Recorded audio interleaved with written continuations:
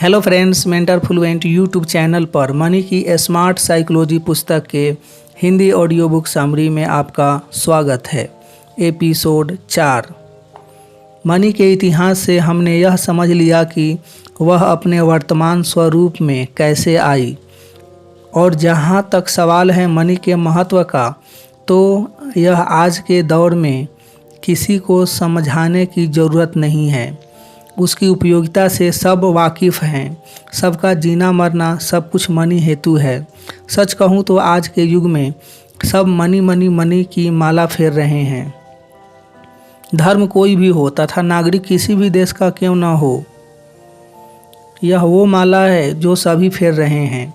ऐसे में सवाल एक ही उठता है कि मनी के पास इतना पावर आया कहाँ से कि सब दिन रात उसी की माला फेर रहे हैं। अब मनी से संबंधित कोई भी सवाल क्यों न हो, उसका उत्तर खोजने हेतु पहले यह समझना जरूरी है कि मनी है क्या। तो निश्चित ही करेंसी को हम मनी कहते हैं, चाहे वह डॉलर के रूप में हो या पाउंड के, या फिर वह रुपए या यूरो के रूप में ही क्यों न हो। फिर सवाल उठता है कि इस मनी का उपयोग क्या है। तो इस संदर्भ में यह बताओ कि कोई आपको थाली में $10,000 के रख के परोस दे और कहे कि यह आपका डिनर है, तो आप क्या कहेंगे? आप कहेंगे कि पागल है क्या, जा दाल रोटी या पिज़्ज़ा ले आ। डॉलर खाऊंगा क्या? कोई लाखों पाउंड का बिस्तर बना दे और उस पर सोने को कहे तो निश्चित ही आप बेचैन हो जाएंगे। यानी मनी का सीधा उपयोग एक भी नज़र नहीं आता है। ऐसे में सवाल यह कि फिर मनी इतनी महत्वपूर्ण क्यों है, तो निश्चित ही उसकी एक्सचेंज वैल्यू के कारण। आप रुपया खा भले ही न सकते हों, पर उसे खर्च कर हजारों लोगों की पार्टी अवश्य रख सकते हैं। आप डॉलर बिछा नहीं सकते हैं, पर डॉलर देकर जैसा चाहे वैसा बेड खरीद सकते हैं। यह तो स्पष्ट है कि मनी का डायरेक्ट उपयोग कुछ न होते हुए भी उसकी एक्सचेंज वैल्यू के कारण वह इतनी महत्वपूर्ण है। चलो, मनी महत्वपूर्ण क्यों है यह तो समझे। अब बताओ यह कि उसके पास इतना पावर आया कैसे। हालांकि मनी के इतिहास में इस सवाल का उत्तर छिपा ही हुआ था, और मैं समझा ही चुका हूँ कि किसी भी चीज़ पर गहरा साइकोलॉजिकल चिंतन करने से उसके आगे और पीछे की बात आसानी से समझी जा सकती है, तथा इस आगे व पीछे की बात समझने का नाम ही साइकोलॉजी है। मानो किसी ने क्रोध किया, अब यह तो हुई वर्तमान बात, परंतु उस आए हुए क्रोध पर गहरा चिंतन करने से यह पता लगाया जा सकता है कि उसे क्रोध आया क्यों। यह भी समझा ही जा सकता है कि क्रोध आने के बाद वह करेगा क्या। यानी गहरा चिंतन कर वर्तमान में किए क्रोध का कारण तथा उसके आने वाले परिणाम दोनों के बाबत पता लगाया जा सकता है। और ऐसे ही मनी के बताए गए इतिहास पर से मनी के पास इतना पावर आया कहाँ से, इसका उत्तर खोज ही सकते हैं। और आप अपना साइकोलॉजिकल पावर बढ़ाना चाहते हैं तो आपको इस सवाल का उत्तर मनी का इतिहास दोबारा पढ़कर खोजना ही चाहिए। इससे आपको अपनी साइकोलॉजिकल समझ बढ़ाने में बड़ी सहायता मिलेगी। खैर, आप यह सोच ही सकते हैं कि मैं साइकोलॉजिकल समझ बढ़ाने पर इतना जोर क्यों दे रहा हूँ। तो वह इसलिए क्योंकि साइकोलॉजी सिर्फ वर्तमान के ज्ञान तक सीमित नहीं है। हाँ, वर्तमान में जो है उसे वैसा का वैसा देखना व समझना भी साइकोलॉजी ही है। लेकिन दुर्भाग्य से सबका साइकोलॉजिकल ज्ञान इतना कमज़ोर है कि कोई वर्तमान को भी ठीक से नहीं पहचान पाता है, और इसी कारण जीवन में उलझनें खड़ी हो रही है। जिसे सज्जन समझते हैं वह दुष्ट निकल आता है। जिस वस्तु को खुशी देने वाली समझते हैं वही दुख का कारण बन जाती है। ऐसा क्यों होता है? सिर्फ साइकोलॉजिकल अज्ञान के कारण। सोचो यह कि जब वर्तमान तक पहचानने में दिक्कत है तो उसके आगे व पीछे की बात कैसे जान पाओगे। सोचो यह भी कि वर्तमान के साथ साथ हर चीज़ के आगे व पीछे की बातें भी समझ में आने लग जाए तो जीवन कितना आसान हो जाए। यह सब मैं इसलिए समझा रहा हूँ ताकि आपकी साइकोलॉजिकल समझ बढ़ाने में रुचि जागे, और इसलिए मनी की साइकोलॉजी पर चर्चा करते करते मैं आपके साइकोलॉजिकल पावर को भी बढ़ाने की कोशिश कर रहा हूँ। चलो इतनी बात चली है तो साइकोलॉजी है क्या, यह भी संक्षेप में समझ लो। वर्तमान में जो कुछ भी आपके बाहर भीतर है उसे वैसा का वैसा पहचानना साइकोलॉजी की पहली स्टेज है, तथा फिर उस आधार पर उसका भूतकाल व भविष्य पकड़ना साइकोलॉजी की अंतिम ऊंचाई है। साइकोलॉजी पर होने वाली अन्य सारी बातों को आप केजी स्टूडेंट की बातें समझ सकते हैं। वास्तविक साइकोलॉजी तो आपको हर वस्तु, व्यक्ति तथा हर परिस्थिति के भूत, वर्तमान तथा भविष्य जानने की समझ देती है, और यह एक सजग समझ जगा लोगे तो जीवन कितना आसान हो जाएगा उसकी आप कल्पना तक नहीं कर सकते हैं। होगा यह बताओ कि भगवत गीता को सर्वश्रेष्ठ साइकोलॉजिकल ग्रंथ क्यों कहते हैं? क्योंकि कृष्ण गीता में न सिर्फ युद्ध का बल्कि अर्जुन का भी भूत, वर्तमान तथा भविष्य बताते हैं। वे यह भी बताते हैं कि अर्जुन वर्तमान में युद्ध करेगा तो उसका भविष्य क्या होगा, तथा युद्ध नहीं करेगा तो उसका भविष्य क्या होगा। बस इसी कारण गीता को श्रेष्ठ साइकोलॉजी कहते हैं। होगा अभी हमारा प्रमुख विषय मनी और उसकी साइकोलॉजी है, और उस संबंध में हमारा वर्तमान सवाल यह है कि मनी के पास इतना पावर आया कहाँ से? उम्मीद तो यह है कि आपने मनी का इतिहास टटोल कर इसका उत्तर खोज लिया होगा। यह छोटे छोटे उत्तर खोजकर साइकोलॉजिकल पावर बढ़ाना जरूरी है, क्योंकि किसका जीवन कैसा होगा यह उसके साइकोलॉजिकल पावर पर ही निर्भर करता है। इसके अलावा भी अन्य किसी भी चीज़ से जीवन का कोई सीधा ताल्लुक बैठता है। ऐसे में इसके अलावा किसी भी अन्य चीज़ से जीवन का कोई सीधा ताल्लुक नहीं बैठता है। ऐसे में अन्य बातों को साइकोलॉजिकल पावर बढ़ाने वाली बातों से ज़्यादा तवज्जो देना भी एक तरीके की नासमझी है। सीधी बात है कि हर वस्तु, हर व्यक्ति तथा हर परिस्थिति का भूत, वर्तमान, भविष्य समझने से ज़्यादा महत्वपूर्ण शिक्षा और क्या हो सकती है। इसलिए तो कह रहा हूँ कि साइकोलॉजिकल समझ बढ़ाने में रस दिखाओ। एक तो गहरी साइकोलॉजी की चर्चाएं ऐसे ही न के बराबर होती है। ऐसे में आपको मौका मिला है तो उसे क्यों गंवाना चाहते हैं? इसलिए मैं पुनः निवेदन करता हूँ कि पूछे गए सवाल का उत्तर मनी के बताए इतिहास से स्वयं खोजने की कोशिश करें। सच कहूँ तो मैं चाहता हूँ कि मनी को पावर कहाँ से आया इसका उत्तर पहले आप खोजें, ताकि आपकी साइकोलॉजिकल समझ बढ़े। और यह समझ बढ़ाना इसलिए ज़रूरी है क्योंकि अभी आपको पत्थर हीरा नज़र आता है तथा हीरा पत्थर नज़र आता है, और इसलिए हीरे समझकर पत्थर इकट्ठे कर रखे हैं। अनेकों मौक़ों पर पत्थर समझकर हीरो को ठुकराया भी है। जीवन पर थोड़ा सा गौर फरमाने पर ऐसे अनेक उदाहरण ध्यान में आ ही जाएंगे। आपके सारे दुखों का मूल भी यही है कि पत्थर सारे घर में घुस आए हैं तथा हीरे सब बाजार में पड़े हैं। लेकिन सोचो यह कि जिन्होंने हीरे को हीरा पहचाना होगा उनके जीवन में सिर्फ हीरे होंगे, और बताने की ज़रूरत नहीं कि जिनके जीवन में हीरे ही हीरे हैं वे कितने आबाद होंगे। और मैं आपको आबाद देखना चाहता हूँ। बस इसीलिए मैं जब मौका मिल रहा है तब आपके साइकोलॉजिकल पावर को जगाने की कोशिश कर रहा हूँ।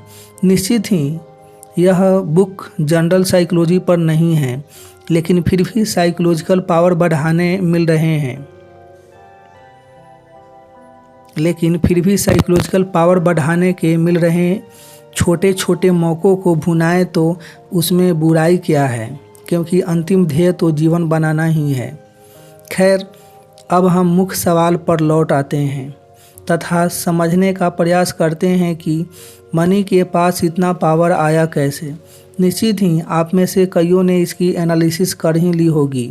खैर, हमने मनी के इतिहास में जाना था कि प्रारंभिक दौर का मनुष्य अपनी अपनी बस्तियों में रहता था। जो भी फल फूल मिल जाते थे वह उन्हें खाकर गुजारा कर लेता था, और ऐसे में उसे मनी यानी किसी एक्सचेंज व्यवस्था की आवश्यकता नहीं थी, क्योंकि जो कुछ उसे मिल रहा था उससे वह गुजारा कर रहा था। कुल मिलाकर कहूँ तो वह अपने सीमित दायरे में खुश था, लेकिन फिर वह एक का एक खा के तथा एक ही तरीके से जी कर उब गया। धीरे धीरे कर मनुष्य के मन की चंचलता सक्रिय होती गई तथा उस सक्रियता के साथ ही मनुष्य को वैरायटी की ज़रूरत महसूस होने लगी, और इस वैरायटी की ज़रूरत ने बस्तियों के बीच सामानों के आपसी एक्सचेंज की प्रक्रिया को जन्म दिया। उसके बाद मनुष्य के चंचल मन को घर, गहने व घरेलू सामानों की ज़रूरतें महसूस होने लगी। ज़रूरतें महसूस होने पर ज़रूरतों की सप्लाई हेतु नए नए सामान बनने भी लगे। इसने बाज़ारों को जन्म दिया। बाज़ार यानी सामान के एक्सचेंज की व्यवस्थित प्रक्रिया। कुल मिलाकर मनुष्य की ज़रूरतें बढ़ती चली गई तथा उस अनुसार सुख सुविधा तथा श्रृंगार के नए नए सामान भी ईजाद होते चले गए, और फिर बढ़ते सामान के साथ बाज़ार भी अस्तित्व में आते चले गए। खैर, यह तो हुई एक बात। यहाँ यह समझना भी ज़रूरी है कि पहले जब ज़रूरत सिर्फ भोजन तक सीमित थी, तब एक अनाज के बदले दूसरे अनाज एक्सचेंज हो जाया करते थे, यानी टके सिर भाजी व टके सिर खाजा वाले सिस्टम से काम चल रहा था। लेकिन जब ज़रूरतों ने भोजन के दायरे को पार किया तो एक्सचेंज हेतु नई प्रक्रिया अपनाने की आवश्यकता महसूस हुई। सीधी बात है कि घर, रथ, बैलगाड़ी, गहने वगैरह समान मूल्य पर अनाज से एक्सचेंज कैसे हो सकते थे। सो मूल्यों में भिन्नता के कैलकुलेशन ने जन्म लिया। धीरे धीरे कर डिमांड और सप्लाई का खेल भी अस्तित्व में आया। फिर जैसे जैसे ज़रूरतों के सामान बढ़ते चले गए, वैसे वैसे किसी एक कांस्टेंट एक्सचेंज पावर वाली वस्तु की ज़रूरत महसूस होने लगी, और सर्वप्रथम सोने ने वह जिम्मेदारी उठाई। सोना एक्सचेंज के एक सर्वमान्य ऑप्शन के तौर पर उभर के सामने आया। चलो, यह तो हुई एक्सचेंज के सर्वमान्य ऑप्शन की बात।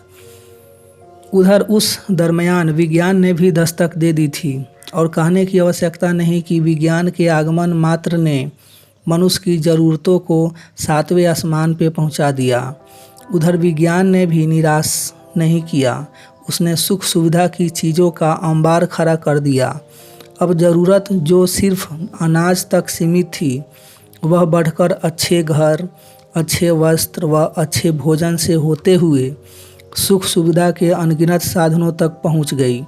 दूसरी तरफ बस्ती में सिमटकर रहने वाला जीवन दूसरे राज्य से लेकर दूसरे देश तक पहुंच गया। ऐसे में निश्चित ही एक व्यवस्थित कांस्टेंट करेंसी की आवश्यकता महसूस होने लगी, क्योंकि सोने से अब काम नहीं चल पा रहा था, और इस तरह करेंसी का आगमन हुआ। और पहले चाइना, फिर यूरोप तथा अब पूरे विश्व के सभी देशों में एक्सचेंज का आधार कोई न कोई करेंसी है। खैर, इस पूरे इतिहास में महत्वपूर्ण यह है कि मनुष्य के विकास के साथ साथ एक्सचेंज प्रक्रिया यानी मनी का भी समानांतर विकास हुआ है। यानी मनुष्य के विकास तथा एक्सचेंज प्रक्रिया दोनों ने एक दूसरे के हाथ में हाथ डाले विकास किया है। इसका सीधा अर्थ यह हुआ कि दोनों एक दूसरे के पूरक भी हैं तथा सहयोगी भी, और वो तो होना ही था, क्योंकि विकास हो या एक्सचेंज प्रक्रिया, दोनों के मूल में एक ही चीज़ है, और वह है ज़रूरत। मनुष्य की जैसे जैसे ज़रूरतें बढ़ी वैसे वैसे उसका विकास होता चला गया, तथा जैसे जैसे विकास होता चला गया वैसे वैसे एक्सचेंज की प्रक्रिया भी मजबूत होती चली गई। सो कुल मिलाकर इतना समझे कि ज़रूरत एक्सचेंज प्रक्रिया यानी मनी के विकास का मूल है। यह ज़रूरत ही है जिसने एक्सचेंज प्रक्रिया को जन्म दिया, और यह ज़रूरत ही है जिसने इसे दिन ब दिन शक्तिशाली किया है। और यह बात हमेशा के लिए जहन में बिठा लेना कि यह ज़रूरत ही है जिसने मनी को उसके वर्तमान स्वरूप तक पहुंचाया है। सो इस ज़रूरत शब्द को कभी मत भूलना। खैर, यह तो समझे कि मनी को अपने वर्तमान स्वरूप तक ज़रूरतों ने पहुंचाया है, परंतु हमारा मुख्य सवाल यह था कि मनी को इतना पावर मिला कहाँ से। तो इस संदर्भ में यह साइकोलॉजिकल सिद्धांत समझो कि जो वस्तु विकास के मूल में है वही उसकी शक्ति के मूल में भी है। यदि मनी का विकास ज़रूरत के कारण हुआ है तो यह ज़रूरत ही है जिसने मनी को वर्तमान पावर दिया है। कुल मिलाकर कहूँ तो मनी अस्तित्व में भी ज़रूरत के कारण आई है, तथा उसे पावर भी ज़रूरतों के कारण ही मिला है। सो मनी की पूरी साइकोलॉजी ज़रूरत के आसपास ही घूमेगी। अतः इस ज़रूरत शब्द को अच्छे से जहन में बिठा लें, क्योंकि यह ज़रूरत ही मनी और उसके साइकोलॉजिकल पावर को परत दर परत पूरा का पूरा खोल के रख देगी।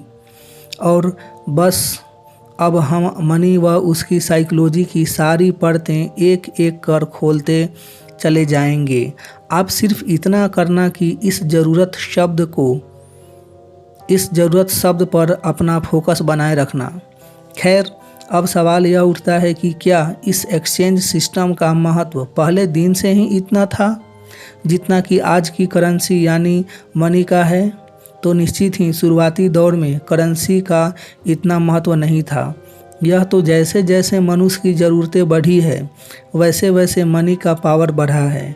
ऐसे में सवाल यही कि मनी के पावर का ज़रूरतों से रिश्ता किस आधार पर है। यह समझना इसलिए ज़रूरी है क्योंकि जैसे जैसे मनुष्य की ज़रूरतें बढ़ रही हैं वैसे वैसे मनी का पावर बढ़ता चला जा रहा है। ऐसे में दोनों के रिश्ते का आधार तो समझना ही रहा। तो यह स्पष्ट समझ लो कि मनी के पावर का ज़रूरतों से रिश्ता मनी के एक्सचेंज पावर की क्षमता के आधार पर है। यानी मनी के एक्सचेंज से सुविधा की ज़रूरतों का पूरा होना ही मनी का पावर होगा। समझने लायक बात यह कि कान कहीं से भी पकड़ो, मनी के पावर का सीधा ताल्लुक सिर्फ ज़रूरत से है, और मनुष्य की बढ़ती ज़रूरतों से ही मनी को पावर मिलता चला जा रहा है। खैर, मैं मनी के इतिहास से आपको बार बार इस ज़रूरत शब्द को ही पकड़ने को कह रहा हूँ। सवाल मेरा यही था कि मनी को इतना पावर मिला कहाँ से, या मनी को इतना पावर मिल कहाँ से रहा है। और अब यह स्पष्ट हो गया है कि मनुष्य की बढ़ती ज़रूरतों से मनी को पावर मिल रहा है। और जिन जिन लोगों ने इस ज़रूरत शब्द को मनी का इतिहास पढ़कर पकड़ा है वे निश्चित ही अपनी साइकोलॉजिकल समझ पर नाज कर सकते हैं। कही गई बात पर से अनकही बात भी पकड़ लेना, यही तो साइकोलॉजी का पावर है, तथा यह पावर मैं सब में जगाना चाहता हूँ। होगा अभी तो हमने यह स्पष्टतः समझ लिया है कि मनी को पावर मनुष्य की बढ़ती ज़रूरतों ने दिया है।